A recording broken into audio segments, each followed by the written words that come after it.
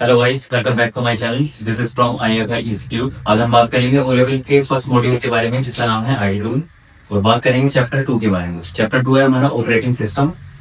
तो आइए देखते हैं कि ऑपरेटिंग सिस्टम क्या होता है, कैसे काम करता है और कंप्यूटर में इसकी क्या जरूरत होती है। तो देखते हैं।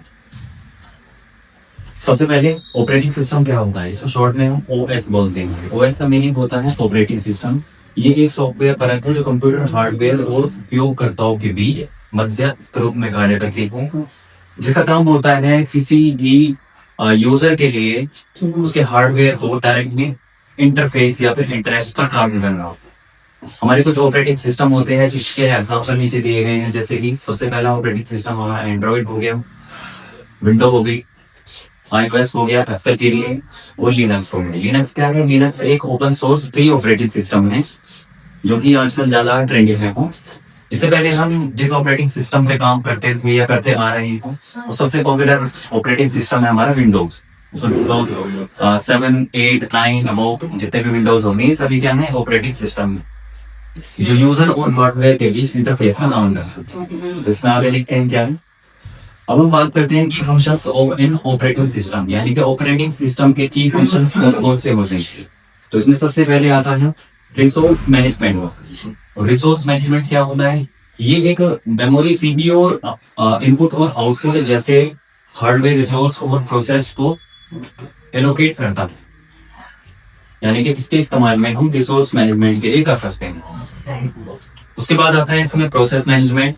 प्रोसेस मैनेजमेंट क्या करता है? किसी प्रोसेस को मैनेजमेंट यानी कि मैनेज करने का काम करता है। इसमें आप डायग्राम में देख पा रहे हैं कि सीपीयू यानी कि ऑपरेटिंग सिस्टम किसके बीच कार्य करता है, जैसे कि इनपुट आउटपुट डिवाइस हो गए, प्रोसेसर हो गया, स्टोरेज हो गया और डेटा हो गया। इन सभी के बीच क्या काम करता है? ऑपरेटिंग सिस्टम काम होता है। इसमें आगे देखते हैं। उसके बाद हमारे कुछ की फीचर्स और भी दिए गए हैं इसमें, जैसे मेमोरी मैनेजमेंट हो गया। मेमोरी मैनेजमेंट से मतलब है मेमोरी को मैनेजमेंट नहीं करना, यानी कि उसके मैनेजमेंट में काम करना है ऑपरेटिंग सिस्टम। उसके बाद आता है इसमें स्टोरेज मैनेजमेंट। तो स्टोरेज मैनेजमेंट में भी ऑपरेटिंग सिस्टम का बहुत बड़ा ज्यादा काम है। उसके बाद है सिक्योरिटी। सिक्योरिटी यानी कि किसी भी चीज को सिक्योरली हैंडल करना, ये भी ऑपरेटिंग सिस्टम का काम होता है। आगे देखते हैं। उसके बाद आते हैं हमारी टाइप्स ऑफ ऑपरेटिंग सिस्टम। वैसे तो ऑपरेटिंग सिस्टम बहुत ज्यादा अलग अलग टाइप के होते हैं, लेकिन मेनली यूज होने वाले ऑपरेटिंग सिस्टम हमारे कौन से हैं वो देखेंगे। तो सबसे पहले इसमें single user operating system. Single user, इसके नाम से ही पता चल रहा है कि एक ऐसा ऑपरेटिंग सिस्टम जिसमें केवल एक पर्टिकुलर सिंगल यूजर ही काम कर सकता है। उसके बाद सेकंड आता है इसमें मल्टी यूजर ऑपरेटिंग सिस्टम, यानी कि ये एक ऐसा ऑपरेटिंग सिस्टम होगा जिसमें मल्टीपल यूजर एक साथ काम कर सकते हैं। इसके बाद है single tasking operating system. Single tasking का मतलब है केवल एक ही सिंगल टास्क उसमें हम परफॉर्म कर सकते हैं। उसके बाद नेक्स्ट है इसमें multitasking operating system. Multitasking operating system यानी कि ये सिंगल टास्किंग से थोड़ा अलग है, इसमें मल्टीपल टास्क एक साथ परफॉर्म किए जा सकते हैं। तो आगे देखते हैं। उसके बाद देखते हैं ये हमारे जो जितने भी ऑपरेटिंग सिस्टम है ये काम कैसे करते हैं। जैसे हम बात करें सिंगल यूजर ऑपरेटिंग सिस्टम, तो एक सिंगल यूजर ऑपरेटिंग सिस्टम को इस तरह से डिजाइन किया गया है जैसे कि एक समय में केवल एक यूजर किसी भी काम को एक्सेस कर पाए, जैसे कि डोज यानी कि डिस ऑपरेटिंग सिस्टम। ये क्या है? एक सिंगल यूजर ऑपरेटिंग सिस्टम होता है। उसी के जस्ट बाद में हम बात करेंगे multi user operating system. Multi user जैसे हमने पहले बात की थी, मल्टी यूजर ऑपरेटिंग सिस्टम कैसे काम करता है। तो मल्टीपल यूजर्स एक साथ काम कर सकते हैं, किसी भी काम को हैंडल कर सकते हैं। तो मल्टी यूजर ऑपरेटिंग सिस्टम में कई यूजर एक ही समय में एक ही कंप्यूटर में अलग अलग रिसोर्स को एक्सेस कर सकते हैं। यह एक्सेस एक नेटवर्क का इस्तेमाल करने के लिए किया जाता है, जिसमें एक मेनफ्रेम कंप्यूटर से जुड़े कई पर्सनल कंप्यूटर होते हैं। आगे आते उसके बाद है इसमें असिंगल टास्किंग ऑपरेटिंग सिस्टम, यानी कि जैसे पहले बताया था कि एक सिंगल टास्किंग ऑपरेटिंग सिस्टम एक तरह का एक ऑपरेटिंग सिस्टम होता है जिसे एक समय में केवल एक ही टास्क या फिर एक ही प्रोग्राम को चलाने के लिए डिजाइन किया गया। इसमें सिंगल यूजर ऑपरेटिंग सिस्टम का एक सबसेट है जहां सिस्टम ऑपरेशन के दौरान अब अपने सभी रिसोर्सेस को एक ही यूजर और एक ही टास्क को देता है।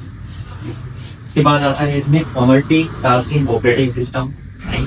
मल्टीटास्किंग ऑपरेटिंग सिस्टम में क्या होता है? ये सिस्टम ऑपरेटिंग सिस्टम का एक एक साथ कई टास्क को चलाने की अनुमति देता है, यानी कि हम इसमें मल्टीपल टास्क को परफॉर्म कर सकते हैं, उन पर काम कर सकते हैं, जिससे सिस्टम की परफॉर्मेंस और यूजर एक्सपीरियंस काफी ज्यादा अच्छा हो जाता है, यानी कि बेटर हो जाता है। तो इनका यूज हम कहाँ कर सकते हैं, जैसे विंडोज हो गया, यूनिक्स हो गया, और most popular operating system Linux हो गया। लिनक्स क्या है, ये एक ओपन सोर्स ऑपरेटिंग सिस्टम है, यानी कि इसको फ्रीली डाउनलोड करके इसका यूज कर सकते हैं और बाकी सारे काम कर सकते हैं। आगे आते हैं, बात करते हैं लिनक्स ऑपरेटिंग सिस्टम के बाद। तो लिनक्स एक बहुत ही इम्पोर्टेंट, या कह सकते हैं कि बहुत ही पॉपुलर एक ऑपरेटिंग सिस्टम होता है अलोंग विद विंडो, यानी कि विंडो के अलावा।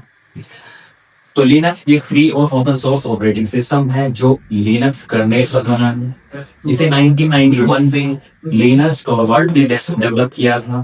तब यह एक मजबूत और फ्लेक्सिबल प्लेटफॉर्म बन गया था, जिसका इस्तेमाल पर्सनल कंप्यूटर से लेकर सुपर कंप्यूटर के बीच का यूज किया जाता है या फिर किया जाता है।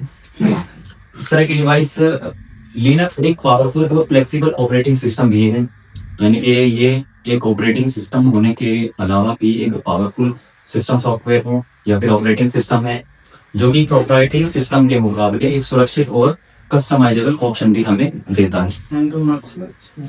आगे अब बात करते हैं कर्नेल के बारे में कि ऑपरेटिंग सिस्टम में कर्नेल क्या होता है। तो एक मुख्य कंपोनेंट होता है, लिनक्स का एक मुख्य कंपोनेंट होता है जो कि हार्डवेयर रिसोर्स और सिस्टम प्रोसेस को मैनेज करने के लिए जिम्मेदार होता है। ये मेमोरी प्रोसेस और बाइनरी को हैंडल करने के लिए स्मूथ और कुशल ऑपरेशन सुनिश्चित करता है। इसके बाद बात करें आगे यूजर सिस्टम यूजर स्पेस के बारे में। तो इसका काम क्या होता है, तो इसमें सिस्टम लेवल के काम को, जैसे कि कॉन्फ़िगरेशन हो गया, सॉफ्टवेयर इंस्टॉलेशन के लिए और एडमिनिस्ट्रेशन के, ये चीजें शामिल होती हैं। इसमें शेल कमांड का यूज किया जाता है, डोमेन यानी कि बैकग्राउंड प्रोसेस का यूज होता है, डेस्कटॉप एनवायरनमेंट, आगे ये सारी चीजें शामिल होती हैं। आगे देखते हैं features of Linux operating system, यानी कि लिनक्स ऑपरेटिंग सिस्टम में कौन कौन सी चीजें कैसे काम करती हैं या फिर ये क्या होता है, उसके फीचर्स कौन कौन से होते हैं। जैसा कि आप देख पा रहे हैं, सबसे पहले लिनक्स ऑपरेटिंग सिस्टम जो होता है ये पोर्टेबल होता है, ओपन सोर्स होता है, यानी कि इसको डाउनलोड करके आप इसको आसानी से यूज कर सकते हैं। मल्टी यूजर होता है, जो नया एक सिंगल यूजर नहीं है, मल्टीपल यूजर्स में काम कर सकते हैं। मल्टी प्रोग्रामिंग होती है, सिक्योरिटी, शेल और हायरार्किकल फाइल सिस्टम होता है। आगे देखते हैं, उसके बाद है basic file structure of Linux operating system, यानी कि लिनक्स ऑपरेटिंग सिस्टम का फाइल स्ट्रक्चर क्या होता है।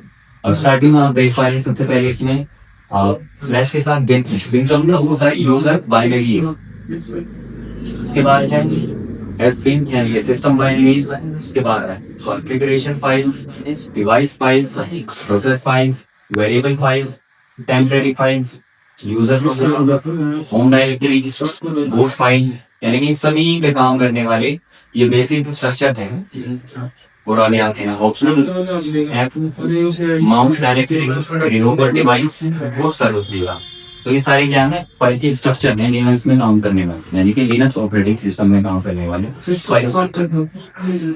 उसके बाद हम बात करते हैं बेसिक लिनक्स कमांड के बारे में कि लिनक्स में यूज होने वाली बेसिक कमांड्स कौन कौन सी होगी।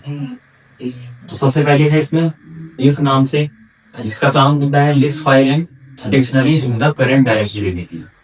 इसके बाद PWD यानी के पास करंट वर्किंग डायरेक्टली दी गई। उसके बाद है MKDIR यानी कि क्रिएट न्यू डायरेक्टरी। उसके बाद CD change the current directory. और है डिलीट फाइल डायरेक्टरीज के लिए। CP यानी कि कॉपीज फाइल तक डायरेक्टरीज के लिए। MB यानी कि मूव्स और रीनेम फाइल डायरेक्टली। टच यानी कि create and empty file. Unique का मतलब होता है डिस्प्ले सिस्टम इंफॉर्मेशन। उसके बाद है शॉर्ट में पासवर्ड लिखा है चेंज द यूजर पासवर्ड, यानी कि यूजर के पासवर्ड को चेंज करने के लिए।